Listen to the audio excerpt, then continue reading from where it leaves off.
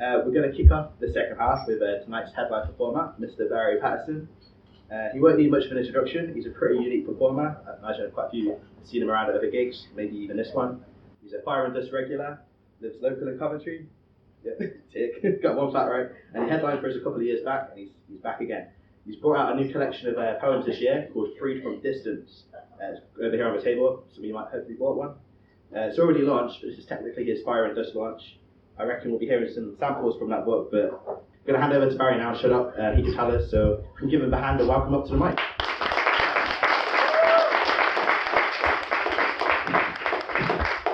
Thanks, Rafe. Thanks for having me. Thanks, everyone, for coming. And it's National Poetry Day, isn't it? Yeah. But I ain't going to start with poetry.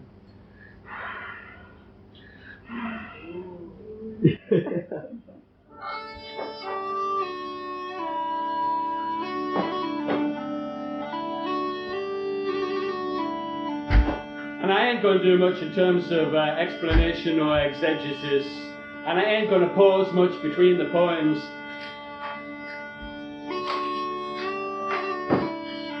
So feel free to clap at the end, or if you feel particularly moved.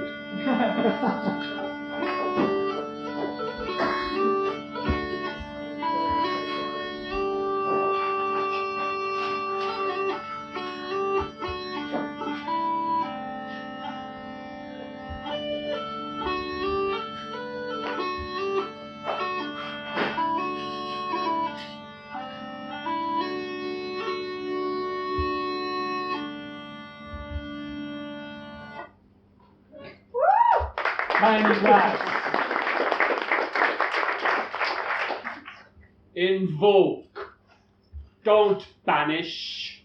It makes you stronger. Their good and evil will not stop the world from turning. Afraid of fear, hurt by pain, never turn your face away. Light and dark share the same deepest nature. Somewhere right now, someone is dying. What do you imagine they're thinking about? Somewhere right now, someone is being born. How do you think they feel about that? Somewhere right now, a bird is singing. That tiny creature is a person. Eyes aflame with vision, ears aflame with sound, nose aflame with perfume, tongue aflame with taste, body aflame with all sensation, earth aflame with the life of life. Do not disturb. Tiny grass is dreaming. This all might seem strange, unfamiliar, even alien to road, wall, or box dwellers. But the shapes seen in clouds have always been like this. So also, any horizon sun is a hint to travellers of the shores of their home.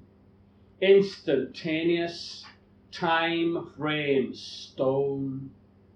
And there is a tower, and there is an island, and there is an eye of love.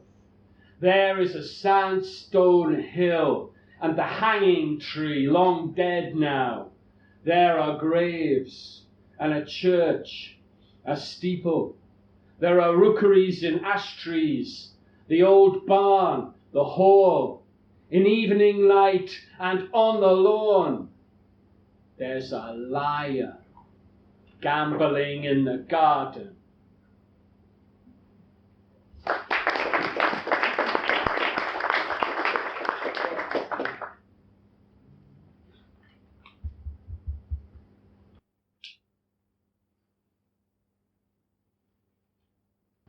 Memories through windows. Then it becomes mere memory. The glance back over your shoulder as you leave seems more real, and the net of umpteen million pixels on the screen cannot be fine enough to capture that moment. When did it become memory? Mind woven by the brain and body loom. When did the chemical strings, their fields of force diagrammed in image and emotion, blend their essences upon your senses for this, moment upon moment?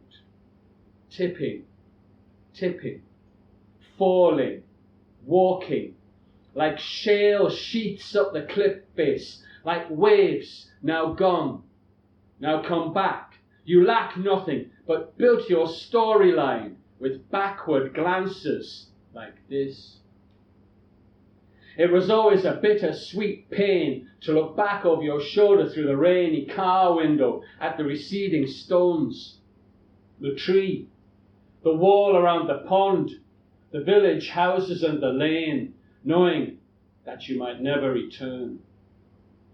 Every time, usually a Sunday you did it, breathed it. Goodbye, I love you. Then, on the day that it was true, the last day of all, you looked back as ever, but life was kind. You did not know that it was true. Today you glance up at a wooded ridge that looks over the sea to the east, and you feel the same love and longing. But now you understand that the pain of parting is greater than the pain of never returning. And this heareth, this heart pulse, is more than memory, wilder, deeper, stronger, stranger.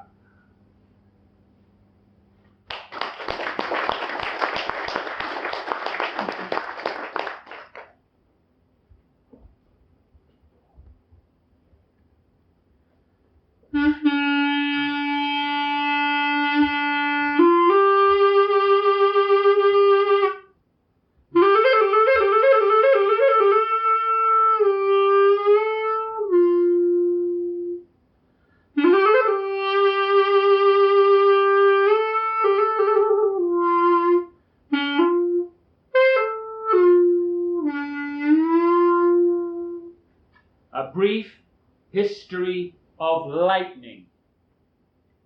Brighter than day, the flash remade the room, the wall, the open door that Alan left, that Will Blake forced through the word storm of pitiless, ceaseless cant of terror, to gut and fillet the blue horizon the faithless minion roped you with.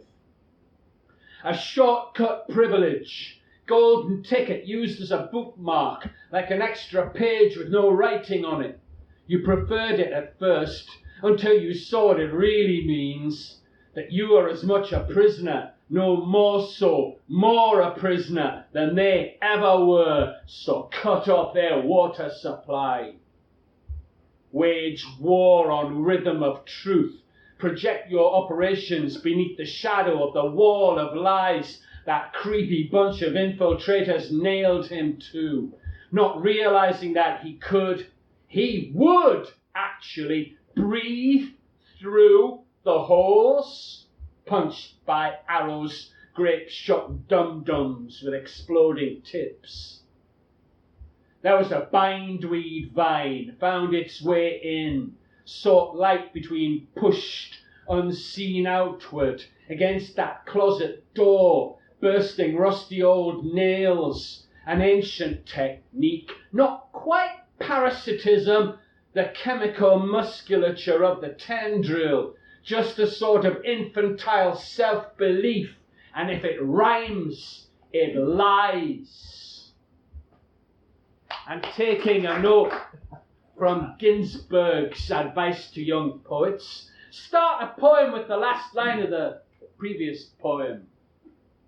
If it rhymes, it must be lying, because it's history, written by our future rulers, not future Buddhas, too late for the nucleus or the neutron, barium, cesium, planet, krypton, chainmail, heavier than the heavy earth, mind metal, the drum solo on side 2 of the live album, percussion capture cannot lie, but the percussionist can. The chain reaction propagates its poison, disrupts the bright electron shells of knowledge, all our entangled notions of strained causality, lost in a flash of radiance, the uncontained masses of our complicity, fall as fine dust upon our shelves and sheets and window sills like rain, dissolving the identities of the conspirators. Vast pillars of steam released each morning make a fog of so-called news to taunt you, make fear the drug that everyone craves. Call it realism, cynicism, pretend that you have a sense of humour, dress it up in words like drum beats to entrain the heart sound, written by parasites to keep the host distracted. If it rhymes, it must be lying because it's history. Thank you.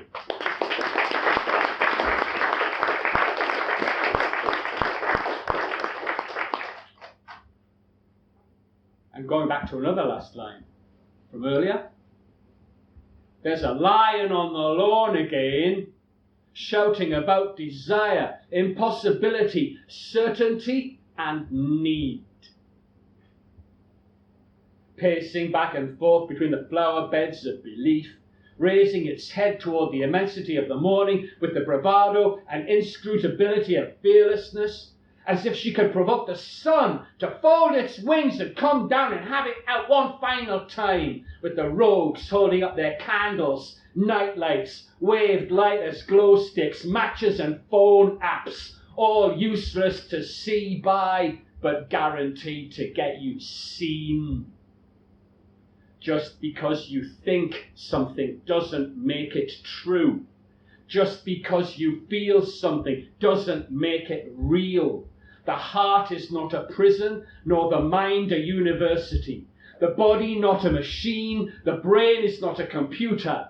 The lion doesn't care about any kind of symbolism. The small self and its propaganda are just irrelevant, and the wild wheel of your needs and fears is just a tinny gimbal upon and over which the galaxy reflects her voice.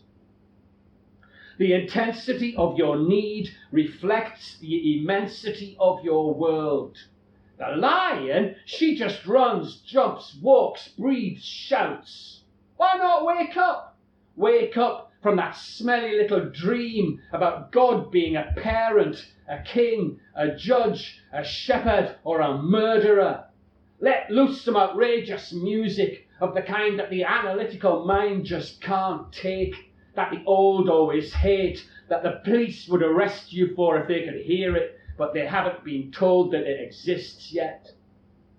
Listen, you, there's a lion on the lawn, and she's after you before you can think, and she's quick. She's the energy of green sulphur, not a fuse, nor a fume, nor a firework on a stick, but the real thing. And she told me that she wants to make love to you, right there on the grass, amidst a million dreaming souls, singing the national anthem of the other world. She told me that you ran away from the songs of life, but left a convenient glass slipper behind in the garden.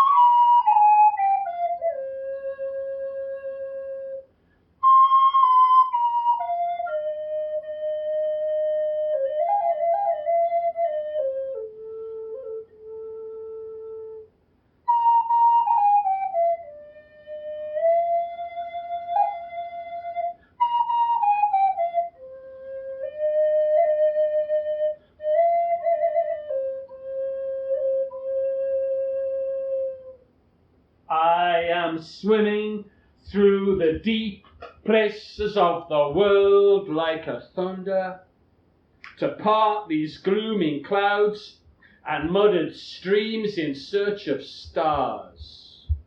But I am not a wanderer. I rule this water's native spaciousness, the serpentine molecular thread that sings forth your long-lost life force. I am in the roaring tunnels of all your organs, tissues, cells, and systems, dappled by beams of light shone out from chains of nerve endings, flood carried beneath the cyclic ticking of your thought clock. Unknown by language, I'm an ancient creature who can't be caught in any net. I'm a bird that flew between the planets of your bones before you were born, and sailed and surfed on the waves of your mother's warm, dark blood before then. I am the deep one who looks out at you from the dark waters of your own eye every time you look. But you dare not acknowledge me, you always turn away.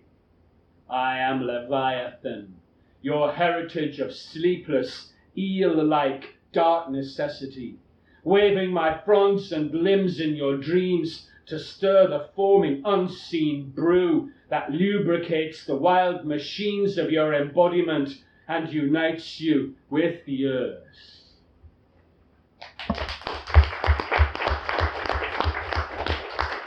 If you want to know what I'm on about, you might not do better than to purchase a copy of my new collection, Freed from Distance. This is the poem of that name. Lost airs may not be breathed again. Prehistoric wind screams from the sand grain, a voice unheard save only by imagination's ear. That is to say, the physical moment is long gone, but there is a light which shines upon every surface, knows and was known by every moment of movement, every memory. Morning woke, translucent, always primal, but reflected, innocent everywhere. And not an atom instant of awareness does not beam forth save it is known by this. Nothing is ever lost. The unique scent of the infinite present illuminates us all. And you and I, my dear, seem small, so far apart in our respective worlds. But together our sun's volatiles will bead new earth crusts, where the storm wheel of life will turn again. Tides will revolve, seasons expand and contract, hearts and thought gestures turn toward the inexpressible journey from mind to mind. Shared nature's desert crossing, accomplished in an instant. The strange attractor weighs stars' gravity, draws us together, freed from distance. A kiss across an abyss cannot be, but an abyss understood becomes a kiss. Thank you for listening to